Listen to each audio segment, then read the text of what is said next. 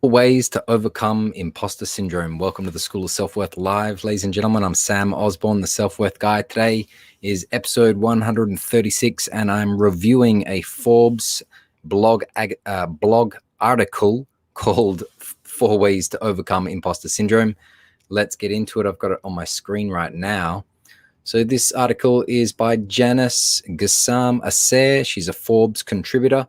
And I'm just going to read a little bit of her article and talk about the key points that she mentions in her article. So she says, imposter syndrome is the false and sometimes crippling self-belief that one's successes are the product or of luck or fraud rather than skill. She quotes Merriam-Webster Dictionary.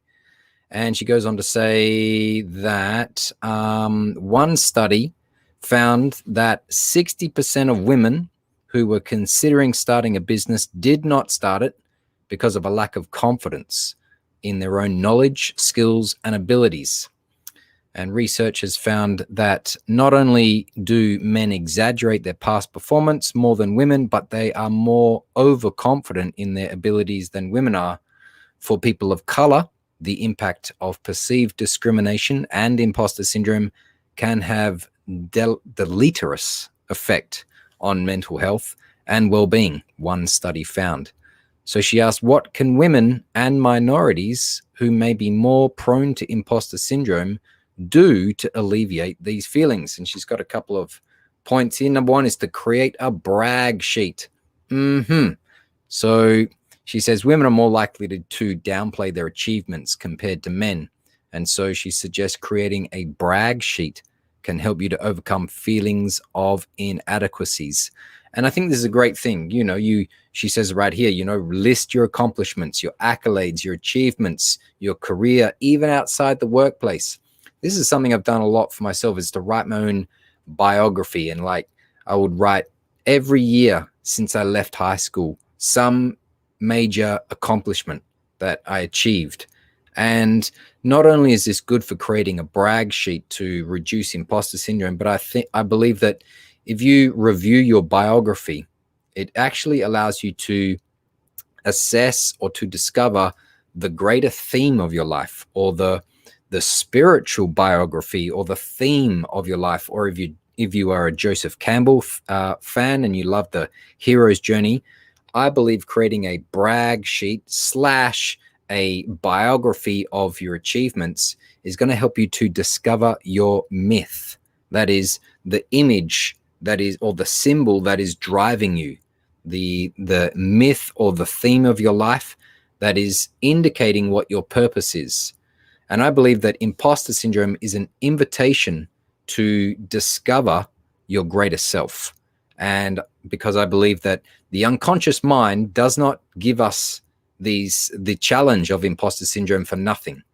I believe that the unconscious mind is giving us this sensation of imposter syndrome as much like if you get an injury and your body feels pain, and the brain says this part of my body is in pain, so you don't keep hurting it, right? So that you take care of it. I believe the unconscious mind is doing the same thing. Imposter syndrome is the pain, and it deserves our attention to heal it.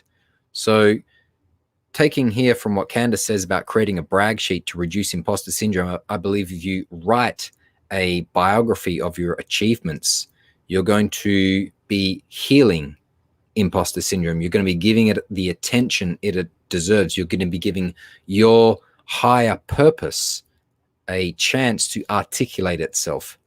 So that's what I'm extending on there from Candace's idea. She also says positive self-talk is a great way to help overcome imposter syndrome. Absolutely, positive self-talk is a good thing. Check out growth mindset ideas to change the way you think about things. So let's say you say, I feel like such a fraud. And growth mindset and positive self-talk would say, just throw in one word and then add an extra sentence to that. So that one word could be yet or but. So you might say, I feel like a fraud, yet if I put myself out there and I get a support group, then I can become an authentic expert. You might want to say, Sometimes I feel like people are going to find me out that I don't know what I'm talking about. But if I organize my knowledge and I get really clear on my values, then I can stand in my own conviction. All right, let's move on to the next point. She says, learn from your mistakes. Absolutely. So I don't feel that mistakes are a bad thing. In fact, mistakes are a great thing. That's my positive growth mindset reframe, is that mistakes are just one more step closer to being successful. Mistakes are one more step closer to becoming confident. Mistakes are actually, that's where the surprises happen. That's where we can be creative. That's where we discover creative ideas. If you just keep doing the same old thing all the time and never make mistakes, you might never create anything original, which I think is a Sir Ken Robinson quote from his TED Talk, Does School Kill Creativity? He says, if you're not prepared to do anything wrong, or if you're not prepared to be wrong, you'll never create anything new. So yeah, Candace, you're right. Learn from your mistakes is definitely a great idea for overcoming imposter syndrome. Number 4, she says, establish a support network. Absolutely. Positive relationships is a great thing.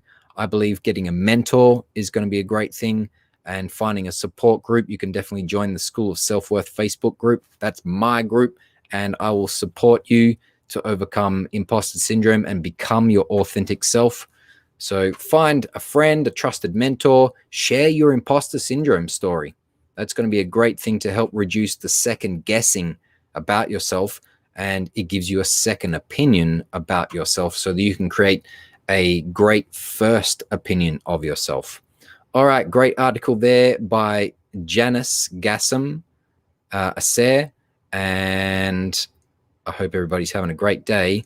If you've enjoyed this video, I've got a free gift for you. It's called Crush Imposter Syndrome Forever, the starter kit for bulletproof confidence, and you can get it at the links on your screen right now, samosborne.com/starter kit.